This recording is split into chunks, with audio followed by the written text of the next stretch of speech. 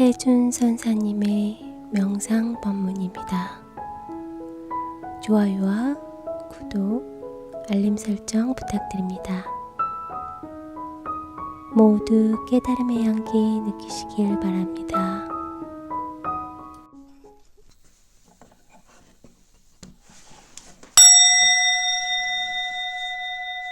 스님, 불교에 대해 알기 쉽게 설명하기가 어렵습니다. 어떻게 설명하면 좋을까요? 이제 불교라는 범주는 상당히 크죠, 사실은. 우리가 어떤 공부를 하더라도 이제 부처님을 놓고 보면 이 불교를 표현하는 종파도 있고, 또 많은 부처님은 한 분인데 그 불교를 표현하는 방법이 얼마나 많습니까? 뭐 세계적인 종교를 봐도 너무 크고 그러거든요. 근데 그거를 불교를 한마디로 좋게 표현한다고 얘기해 줄 수 있는 부분이라 그러면 그냥 종파나 기타 이런 어떤 것을 주종하는 걸 다 빼고 팔만대장경을 뭐 줄이면, 우리가 보통은 그래요. 줄이면 팔만대장경의 그 양이 그 해인사에 있는 장경각이 84,700개 판각으로 있다고 되어 있는데 책으로 찍으면 한 6,700권 정도 된다고 그래요. 근데 그거를 하루에 한 권씩 읽는다고 치더라도 1000권을 읽으려면 1000일이 소요되고 1년 360이라고 보면은 거의 3년이라는 세월이 흘러야 되는 거거든요. 1000권 읽으려도. 근데 하루에 한 권 읽는 건 불가능해요. 원문 해석하고 읽다 보면은 불가능해가 계산해 보면 평생 읽어도 다 못 읽는다는 얘기가 나오죠. 그러니까 그 어마어마한 어떻게 다 알 수 있겠어요. 그러나 핵심의 글을 줄이면 보통은 그래요. 팔만대장경을 줄이면 37조도품이다. 이렇게 이제 교학적인 측면에서 이렇게 불교라는 것을 설명할 수가 있고, 37조도품은 그 아나빠나 사띠익에서 대염처경의 37조도품으로 공부하게 되는 중심축이 그 이빠사나거든요. 이빠사나 4념처간 대염처경이거든. 그래서 대염처경을 또 그걸 다시 줄이면은 어떻게 되냐면은 그걸 8정도로 줄일 수가 있어요. 37조도품은 8정도를 다시 줄이면 그 삼법인을 줄일 수 있고, 그 삼법인은 다시 줄이면 이제 알아차림이다, 이렇게 한마디로 줄일 수 있죠. 이런 것들을 구체적으로 설명하고 이제 불교를 공부할 때는 근본지가 있고 그 차별지가 있는데, 차별지는 분별지라 그래요. 그러니까 보통에 우리는 사람이다, 불교다 그러면 근본지를 설명하고 있는 거거든. 근데 사람마다 뭐 이름이 있고 또 나라마다 인종이 있고 또 각자 또 형제도 보면 각자 다르잖아요. 그걸 이제 우리가 차별지, 분별지라고 해서 우리는 그걸 반야지라고도 설명해요. 이런 부분으로 불교를 한마디로 설명한다는 것은 쉬운 일은 아니죠. 그렇지만 누구에게나 얘기할 수 있고 불교를 한마디로 얘기한다 하면은 어떻게 하면 가장 좋을까 하고 고민해 보면 이렇게 얘기할 수 있을 것 같아요. 일단은 우리가 불교라는 말을 한마디로 한다면은 마음 공부하는 것이다 이렇게 할 수 있고, 불교는 뭐냐? 그럼 마음 공부하는 마음이다 얘기할 수 있고, 그 다음에 우리가 일종의 뭐 사마타, 집중 이런 것들을 다른 말로 얘기하면 기도하는 것이다. 이런 말은 다 알 수 있잖아. 마음, 기도하는 것이고, 또 깨달음의 다른 말은 뭐냐? 그러면 하심이다 이렇게 할 수 있습니다. 그러니까 이 세 가지로 이걸 집약해서 얘기할 수 있기 때문에 일반인들한테는 뭐 멀리 있는 말들이 아니잖아요. 이빠사나나 무슨 뭐 팔정도 이러고 얘기하면 교학적인 측면에 되다 보면 일반인들은 몰라요. 무슨 얘기인지도, 또 그게 있을지도 모르고, 그럼 뭐 설명이 어렵잖아. 그러나 마음이란 말은 금방 하잖아요. 불교의 다른 말은 마음을 공부하는 것이다. 그러니까 네 마음을 찾는 것이다. 그거 찾으려면 어떻게 했느냐? 수행해야 하는데 수행하는 방법이 있다. 뭐 이렇게 되는 거죠. 일상생활 속에 그걸 접근해 나가는 것을 마음을 공부하고 깨닫는 건데, 우리가 깨닫는 것은 깨달아 도달하다. 그러니까 깨닫다 그러면 깨어지다, 부서지다, 어느 벽을 무너뜨린다는 뜻이니까 본인이 갖고 있고 아르마리로 갖고 있는 지식화된 프레임을 경계를 벗어나서 보면, 우리가 이제 보통은 이제 꿈깨 이런 말 하잖아요. 그렇듯이 꿈을 꿀 때는 꿈인지 모르지만 꿈을 깨고 나면 꿈이네 이러고 깨어져 있잖아요. 그렇듯이 살아있는데도 그게 꿈인지 모르고 깨어져 있지 않은 부분을 가지고 우리는 깨닫지 못했다 그러고, 그걸 깨닫는다는 건 마음이라고 표현하는 겁니다. 마음은 이제 그걸 나누면 마음이라는 말을 금방 알아듣긴 했는데, 이 마음을, 그럼 마음을 뭘로 봐야 되느냐? 우리가 허공과 같아서 마음이 허공을 여기 있다 저기 있다 말할 수 없고, 허공에 뭐 빨간 물린다고 물감을 뿌린다고 허공에 물들지 않잖아요. 그렇지, 마음은 물들지 않아요. 그래서 이거보다 말할 수 없죠. 그래서 이 마음이란 이 부분에 대해서는 공감하고 다 알고 있지만 금방 이걸 어떻게 구분하거나 말하기는 어렵죠. 근본지가 마음이기 때문에 그래요, 공부하는데.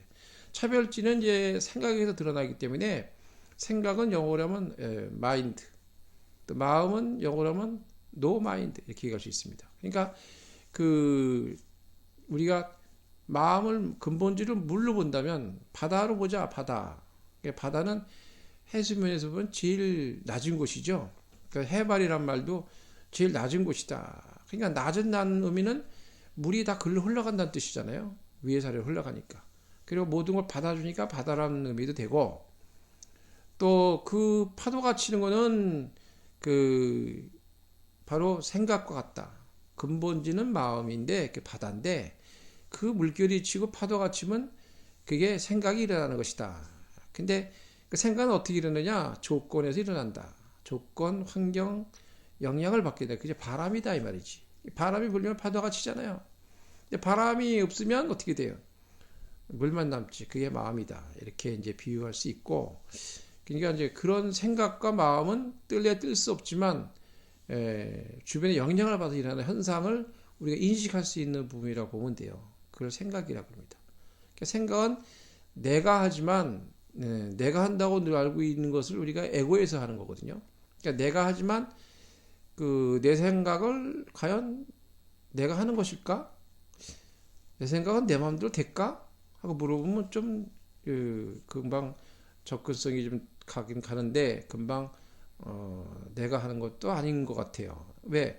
내 생각을 내 마음대로 하면 내 마음대로 생각할 수 있어야 되는데, 어떤 때는 내 생각은 내 마음대로 안 되네? 그렇게 하고 싶지 않은데 이게 안 되는 거예요. 그러니까 결국 알고 보면 내 생각은 내가 하는 게 아니라는 걸 먼저 알게 되는 거죠. 그걸 깨닫는 걸 먼저 첫 번째 깨달음이라고 봐요. 내 생각은 내가 하는데 내 마음대로 안 되니까 내가 하는 게 아니다는 걸 아는 거지. 그러니까 우리는 어떠한 환경과 조건에 의해서 우리가 이제 나라고 인식하는 부분이 어떤 분에 접촉하고 있는 것을 나라고 보는 것인지를 먼저 이해하고 차별지를 이해하고 반야인으로 봐야 되거든요. 근데 금방 보기는 어렵잖아요. 그러니까 접촉이 어떤 걸 나라고 인식하는지가 중요한 거지. 내가 상대를 접할 때 옆에서 얘기하면, 내가 상대하고 접촉할 때 내가 어떤 모습으로 나를 인식하고 내가 접촉하는 거지, 상대는 나를 어떻게 이것 때문에 영향을 받게 되는 거거든요. 그래서 그것이 생각이다, 망상이다, 이렇게 보는 거예요. 근데 이제 바람이 없으면 본래 마음이 드러나기 때문에 그것이 근본지의 마음이라 표현합니다. 그래서 마음이란, 불교의 다른 말은 마음이다 이렇게 표현하고 얘기할 수 있죠. 이게 아주 굉장히 쉬운데, 이제 좀 접근해서 얘기하면 이렇게 이제 마음과 생각으로 말씀드릴 수가 있고, 그럼 생각을 내 마음대로 할 수 있으면 그는 거의 깨달은 자라고 볼 수 있어요. 생각을 내 마음대로 할 수 있으니까. 근데 생각을 내 마음대로 할 수 없으면 그건 번뇌거든요. 번뇌는 간단해요. 내 생각을 내 마음대로 할 수 없는 상태가 그 번뇌가 되는 거지. 그러니까 그런 부분으로 이제 간단하게 설명드린다고 하면, 그냥 불교의 다른 말은 그냥 마음입니다. 이렇게 불교를 설명할 때, 우리 불교라는 말은 이제 종교성을 치를 때 기독교, 불교 뭐 이렇게 나누듯이 상징화된, 개념화된 부분을 설명할 수 있는 부분으로 구분해서 얘기하는 것이고, 본래는 이제 불교라는 그 자체가 있는 것이 아니고, 불교라고 지칭하고 이제 명칭화 시키는 거죠. 우리가 책상을 나무로 만들어서 어떤 모양을 만들면 책상 같은데, 또 밥을 먹으면 밥상이네, 뭐 이렇게 가듯이 어떠한 것들을 지칭하기 위해서 만든 그 개념적인 부분의 인식이거든요. 그러니까 불교라는 것은 진짜 불교는 불교라는 말을 쓰지 않을 때 가장 불교답다. 한데 그 다른 말은 마음입니다. 그럼 금방 이제 불교는 마음을 쓰는 법과 마음을 찾는 것, 또 마음을 깨달아 회복하는 것이구나. 이렇게 이해하면 금방 접근성이 좋을까 생각이 들어갑니다. 그 다음에 이제 우리가 집중이나 뭐 이렇게 이런 것들이 집중 사마타, 우리가 뭐 할 때 사마타적인 입장에 집중이 있거든요. 집중의 다른 말은 뭐냐? 기도다 이런 말이에요. 명상 시대가 와서 기도의 시대는 끝났다 이렇게 얘기하는데 그거 잘못된 말이고요. 기도를 이해 못해서 그래요. 기도라는 것은 일심으로 하나로 만드는 마음이 있대 한 마음을 만드는 거죠. 그러니까 한 생각을 만들어 주는 거예요. 그러니까 생각은 망상인데 한 생각이 되면 마음과 통하는 문이 열려요. 그래서 한 생각 그러거든요. 그 엄청난 에너지화되는 부분이 그 안에 숨어져 있는데 그래서 기도는 집중하고 하나로 만들어주는 과정이 생기기 때문에 그걸 통해서 뭐 기도는 기복적인 기도도 될 수 있고 뭘 원하는 기도도 되고 바라는 마음도 되잖아요. 근데 기도를 하다 보면 어떤 현상이 일어나냐면 바라는 마음이 없어져요. 사실은 진짜 기도하다 보면 쭉 기도하다 보면 해주세요 뭐 해주세요 뭐 하다가 나중에 꾸준히 하다 보면 그런 게 없어져 버려. 그래서 원래 기도는 그 집중력이 생기는 그 사마타의 다른 말이라고 쓸 수 있습니다. 그래서 불교라는 것은 기도하는 것인데 사마타나 집중의 다른 말이 기도입니다. 이렇게 얘기하면 아마 그 집중력이 생기는 부분일 거예요. 그래서 기도하는 사람들은 뭔가 다른 사람하고 깊이가 달라요. 그러니까 우리 오시면 이렇게 뭐 법당에도 들리고 뭐 산책가도 들리고 이렇게 다 들리시잖아. 들리신데 그 기도하는 마음이거든요. 뭔가 한 가지에 집중하는 거예요. 그런 어떤 자신의 어떤 생활 패턴에 내가 공부하는 이제 일종의 이 새로운 루틴을 만들어내는 건데 이 루틴은 규칙이 되잖아요. 어떤 걸 하기 위한 규칙. 그러나 규칙은 우리가 보통 이 동물이나 이런 데서는 규칙이 정해져서 변하지가 않아요. 그죠? 변하지가 않아. 근데 우리는 일정한 사고의 패턴의 어떤 규칙을 갖고 있는 루틴을 갖고 있는 부분에 대해서 루틴이 목적이 아니라 나를 집중하게 하고 기도하게 하는 에너지화 시키는 방법으로 그걸 쓰는 거죠. 그래서 루틴은 언제나 뭘 할 때마다 루틴은 바뀌는 거예요. 근데 이 동물은 안 바꾸잖아. 동물들은 쥐가 정해진 그거를 못 바꿔요. 근데 인간은 그 일을 하는 거에 따라서 루틴을 만들 수가 있어요. 그런 루틴은 뭐냐? 루틴이 목적이 아니라 그걸 하기 위한 방법으로 어떤 규칙을 정해 놓는 거죠. 그러면 그거에 의해서 내가 거기서 이제 어느 정도 깨달음을 이룰 수 있고 도달할 수 있는 방법이죠. 그걸 이제 영원히 가져가는 게 버리는 겁니다. 기도라는 것은 그 사마타 집중에 다른 말로 보시면 된다 이렇게 보시면 됩니다. 무엇을 하든 그 기도가 되게 중요한 거예요.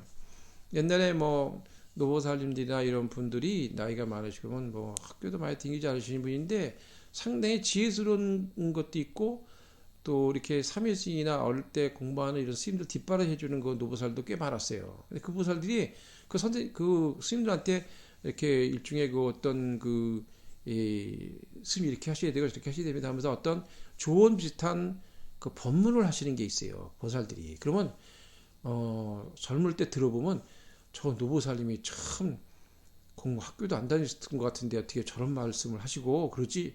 그게 어디서 나는 거냐. 지나고 나니까 기도의 힘이에요. 기도를 참 열심히 하시라.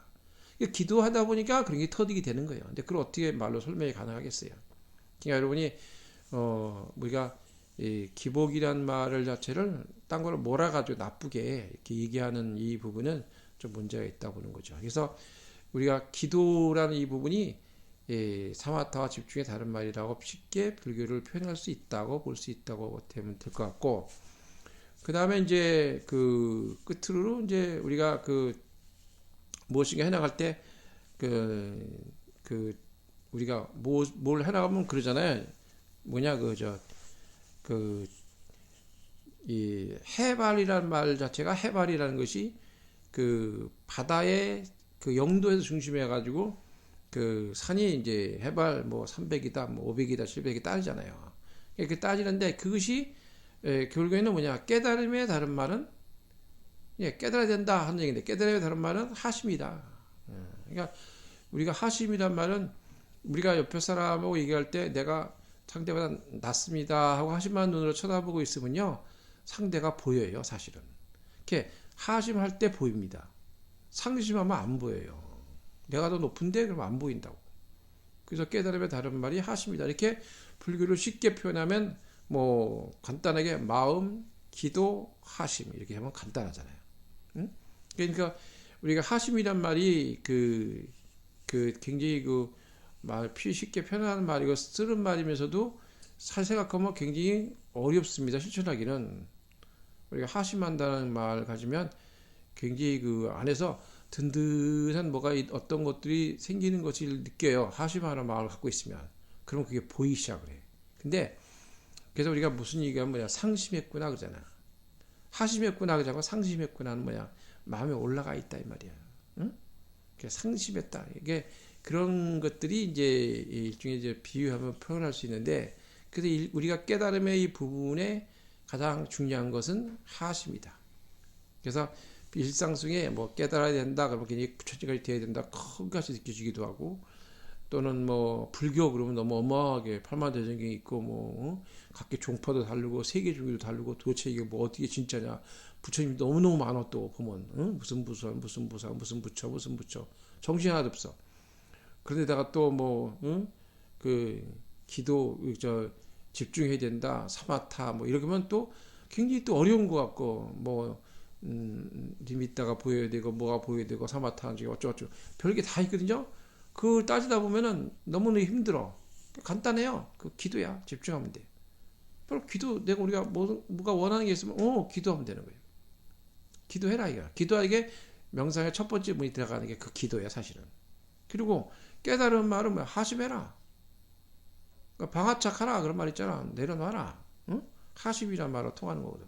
그러니까 우리가 살아가는 과정에 이 세 가지 마음, 기도, 하심 이 세 가지로 간단하게 덧붙여 설명한다면 일반 누구도 종교가 다르더라도 우리는 금방 불교란 무엇인가의 설명이 간단해졌다고 생각합니다.